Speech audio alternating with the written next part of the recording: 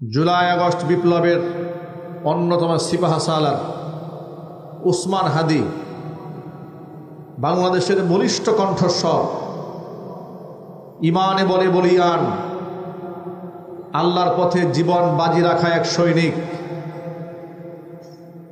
সত্যের ক্ষেত্রে এক আপোষহীন তরুণ এবং যুবকদের আইডল এবং আইকন, রাজনৈতিক মাঠে এক প্রতিবাদী কণ্ঠস্বর উসমান হাদিকে দিনের বেলায় প্রকাশ্য দিবালোকে মোটর সাইকেল করে তিনি অটোর মধ্যে যাচ্ছিলেন, মোটর সাইকেল থেকে দুজন আরোহী টার্গেট করে সরাসরি তার ব্রেইনকে টার্গেট করে গুলি মেরেছে।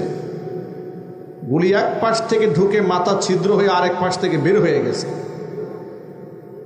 জুলাই আগস্ট বিপ্লবের অগ্র সেনানী যারা, যাদের অবদানে আজকে আমরা স্বাধীনভাবে কথা বলার সুযোগ পেয়েছি, কথা ঠিক না বেরিয়ে বলে, যে যত বড় কথাই বলুক না কেন, যারা আজকে অনেক বড় বড় কথা বলেন দেশ নিয়ে, সমাজ নিয়ে, তারা তো এই রাষ্ট্র জুলাই আগস্টের বিপ্লবে স্বাধীন হওয়ার আগ পর্যন্ত বিড়াল হয়েছিলেন, বিড়াল।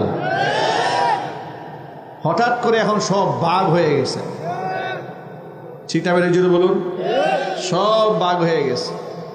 এই যে কোরআনের মাহফিলে আমরা বয়ান করতে বসেছি, আজকে কোরআন থেকে কথা বলছে, আমাদের কোনো ভয় হচ্ছে না। কিন্তু বিগত 16 বছর কোরআনের মঞ্চে উঠলে অন্তর দূর দূর করে কাঁপত। কারণ কি জানেন? স্টেজে ওঠার আগে এতগুলো নীতিমালা দিত আমাদের সামনে। চট্টগ্রামের দক্ষিণ হালি শহরে এক মাহফিলে কয়েক বছর আগে উঠেছি স্টেজে, 14টা শর্ত দিয়েছে। সেই শর্তগুলো আবার থানা থেকে দিয়ে ওটাকে ল্যামিনেটিং করে বাধাই করে বক্তার সামনে দিয়ে রাখছে স্টেজে।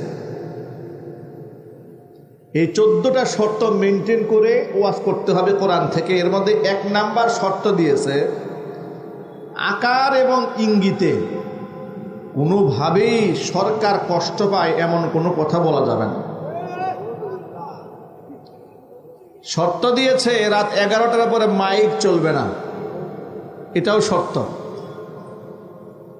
এমন শর্ত দিয়েছে, যদি যে সমস্ত শর্তগুলি দিয়েছে একটাও যদি লঙ্ঘিত হয়, তাহলে বক্তা এবং কর্তৃপক্ষ তারা উভয়ে মামলার আসামি হবে।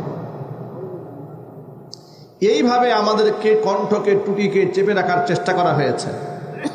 জুলাই আগস্টের পরে আলহামদুলিল্লাহ এখন আমরা স্বাধীনভাবে আল্লাহর কোরআন বলার সুযোগ পেয়েছি।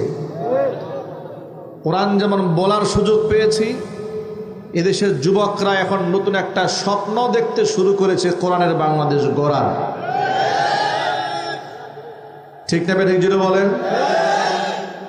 কোরআনময় জীবন গড়তে হবে। কোরআনময় রাষ্ট্র সমাজ যদি বিনির্মাণ করতে না পারি, আজকে উসমান হাদিগার গুলি খেয়েছে, কালকে আপনি খাবেন, পরশু আমি খাবো, তরশু আমার ভাই খাবে, গোটা বাংলাদেশ এক অনিরাপদ বাংলাদেশের দিকে চলে যাবে। কিন্তু এটা আমরা হতে দেব না ইনশাআল্লাহ। উসমান হাদি সহ অসংখ্য উলামারা এ রাষ্ট্রের জন্য, দেশের জন্য রক্ত দিয়েছে। তাদের রক্ত আমরা কি বৃথা হতে যেতে দেব? আরো জোরে বলতে, বৃথা যেতে দেব?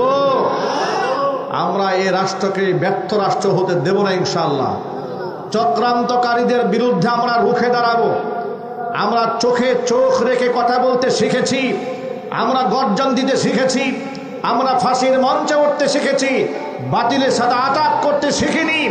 আজকে গভীর রজনীতে পাবনা আটঘরিয়া থেকে যুবকদের আমি কাছ থেকে স্বীকারোক্তি নিতে চাই, যদি আবারও একটা রক্ত সমুদ্র পানি দিয়ে দিন কায়েমের স্বপ্ন নিয়ে ঝাঁপিয়ে পড়তে হয়, আপনারা কি রাজি আছেন কিনা? আমি দৌড় দেখতে চাচ্ছি।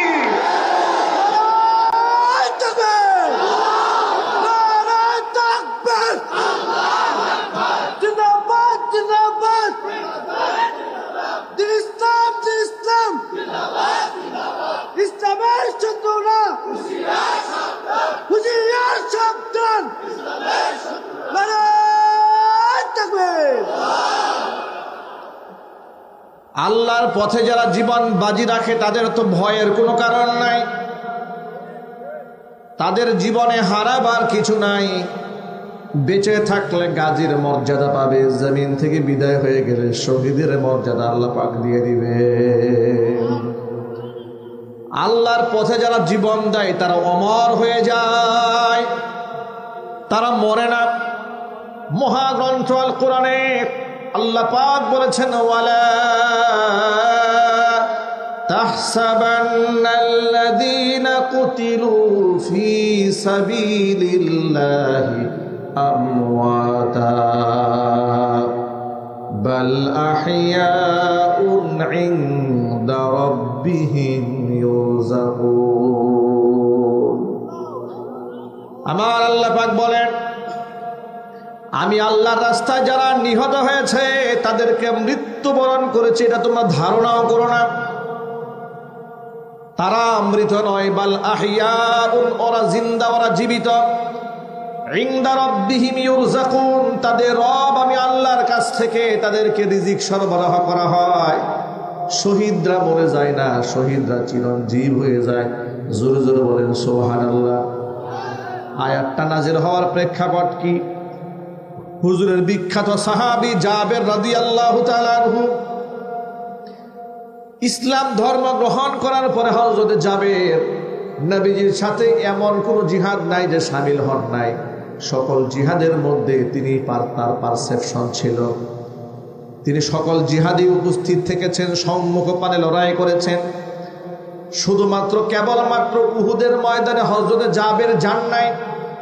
ইতিহাসটা কি?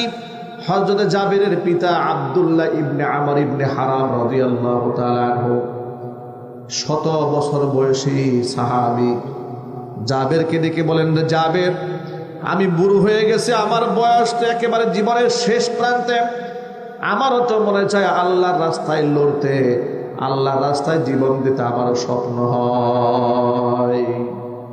সাধারণত আল্লাহর নবী বৃদ্ধদেরকে জিহাদে নিতেন না, শিশুদেরকে আল্লাহর হাবিব জিহাদে এলাও করতেন না। কারণ জিহাদ করতে গেলে মর্দে মুজাহিদের প্রয়োজন, তারুণ্য প্রয়োজন, যুবকদের টকবকা রক্তের প্রয়োজন। ঠিক না বেটা জুড়ে বলেন? জুলাই আগস্ট বিপ্লবে সম্মুখপানে আমার তরুণরা লড়াই করেছে। আমাদের তরুণ প্রজন্মের লোকেরা এইভাবে বুক চিতিয়ে দাঁড়িয়েছে। আবু সাইদ মুগ্ধের মতো টকবকে নওজওয়ানরা জীবন বাজি রেখে আমাদেরকে নতুন একটা বাংলাদেশ উপহার দিয়েছে। কোরআনের মাহফিল থেকে তাদের জন্য দোয়া করি, মহান আল্লাহ রাব্বুল আলামিন তাদেরকে শাহাদাতের সর্বোচ্চ মর্যাদা দান করুন। জোরে বলেন আমিন।